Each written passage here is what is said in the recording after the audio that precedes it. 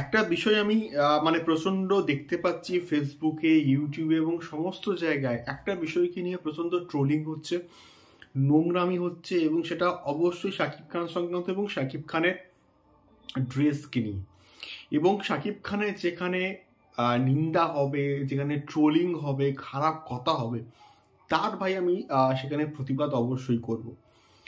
মানে এমন কিছু কিছু পেজ আছে, এমন কিছু কিছু মানে মানুষ আছে যারা শাকিব খানকে জাস্ট সহ্য করতে পারে না, যারা শাকিব খানের সাকসেসকে সহ্য করতে পারে না, তারা এই সমস্ত কাজগুলো কিন্তু করে বেড়াচ্ছে, যেগুলো সত্যি বলতে খুবই মানে মানে মানে একদমই গ্রহণযোগ্য নয় এই সমস্ত বিষয়পত্রগুলো, এবং এর আমি ঘোর নিন্দা করছি।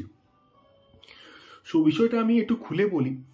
তো কয়েকদিন আগে আমি একটা ভিডিও করেছিলাম এবং সেখানে শাকিব খানের রিসেন্টলি যে গানটা শ্যুট হয়েছে রাজকুমারের, যে টাইটেল ট্র্যাকটা আমি রাজকুমার, সো সেই গানটা থেকে শাকিব খানের কয়েকটা কিন্তু স্টিল ইমেজেস প্রচণ্ড ভাইরাল হয়েছিল, এবং আমিও টপিকটাকে নিয়ে ভিডিও করেছিলাম যে প্রচণ্ড ভালো লাগছে শাকিব খানকে, এবং এইরকম একটা কালারফুল ড্রেস এইরকম জায়গায়, এইরকম দৃশ্যে এবং এইরকম গানে প্রচণ্ড কিন্তু দরকার। এবং এই রকম গানের ক্ষেত্রে যে সেট ডিজাইনটা করা হয়েছে এবং যে সমস্ত প্রচুর একজন মানে আর্টিস্টদের নিয়ে কিন্তু এই গানটা শ্যুট করা হয়েছে, এবং প্রচুর কিন্তু ব্যয়বহুল কিন্তু হয়েছে পুরো গানটাকে কমপ্লিট করতে।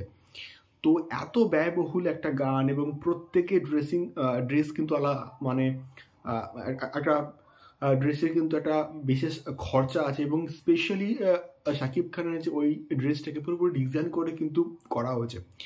সো এই সমস্ত বিষয়পত্রগুলো যারা সিনেমা সম্বন্ধে নলেজ নেই, যারা সিনেমা জানে না, এবং অনেকে আবার কপি অ্যালিগেশন লাগাচ্ছে, এর সঙ্গে কপি ওর সঙ্গে কপি, যারা সিনেমা বানায়, যারা এই সমস্ত শ্যুটগুলো করে, তারা অ্যাকচুয়ালি কিন্তু এটা জানে যে কতটা পরিশ্রম দিয়ে, কতটা ডেডিকেশন দিয়ে এই সমস্ত কাজগুলো করতে হয়। এবং শাকিব খানকে নিয়ে যতই ট্রোলিং হোক না কেন, শাকিব খান মেগাস্টার ছিল, মেগাস্টার আছে এবং মেগাস্টার থাকবে। এবং এই জন্যই প্রিয়তমার মতো একটা প্রজেক্ট মানে বাংলাদেশের সিনেমার মানকে একটা অন্য জায়গাতে কিন্তু নিয়ে গেছে। এবং প্রিয়তমা প্রিভিয়াসলি শাকিব খানের কেরিয়ারের one of the biggest hit কিন্তু হয়েছে, এবং সেটা এসছে কিন্তু হিমেল আশরাফের হাত ধরে। এবং হিমেল আশরাফের উপরে আমার প্রচণ্ড কিন্তু ভরসা আছে।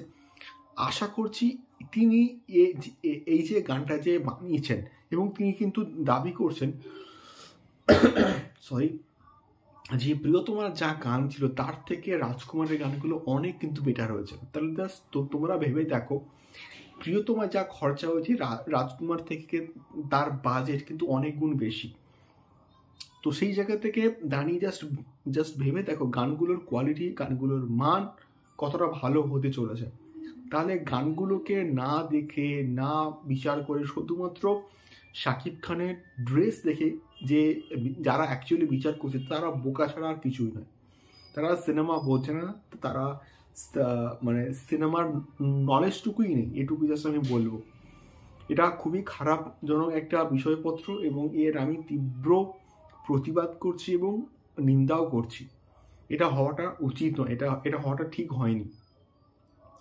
সো এই পার্টিকুলার বিষয়টাকে নিয়ে তোমাদের কি মতামত আমাকে অবশ্যই কিন্তু কমেন্ট করে শেয়ার করতে পারো। দেখা হচ্ছে পরবর্তী ভিডিওতে। টাটা।